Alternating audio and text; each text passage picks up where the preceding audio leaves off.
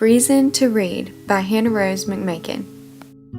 What is the point? I constantly ask myself the same question when it comes to reading. Growing up, I remember slouching down in my wooden chair at the kitchen table, forced by my parents to have a book open, wondering, why me?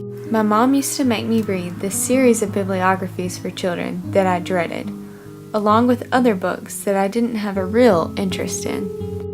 Ever since I was little, the love and thrill of reading was drilled into my head. However, I was always labeled the math type and never really excelled in the reading department. Because of this, I soon set reading on the back burner and solely focused on math. I saw reading as a waste of my precious time. Growing up, my parents seemed to always be reading. Even my older brother was constantly engulfed in a new book and only came up for air occasionally. I, on the other hand, came up gasping for air every 5 seconds like a fish without water. I chose to just read when I had to and gave up on finding the perfect book for me.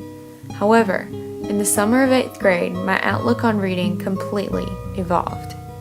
One of our summer reading requirements was Tuesdays with Morrie by Mitch Albom. I opened the book exactly as I did every other required summer reading book, with the predetermined attitude of how boring and dreadful these hours spent reading were going to be. To my surprise, I found myself eagerly flipping the pages and finishing the first couple chapters without even thinking about it. I not only found myself wanting to read more, but I found myself feeling sympathy for these characters that I had never felt before. Sure, I would get a laugh every now and then while reading an Amelia Bedelia book or Junie B. Jones, but reading them didn't leave me feeling inspired or as if it had changed me in any way.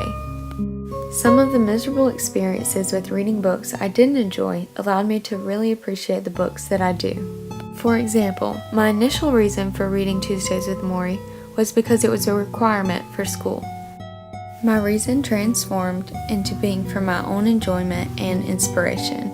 Morrie's outlook on celebrating life and his positive view on accepting death were very uplifting. These things, along with Morrie's outlook on cherishing the relationships he formed, will always stick with me. I've learned that it does not always matter what the reason behind the reading is. There is always something that can be taken away from each individual book. Whatever the reason for reading, make sure there is a purpose behind it. I now know that sometimes you have to finish the book before you realize the purpose or reason you had for reading it.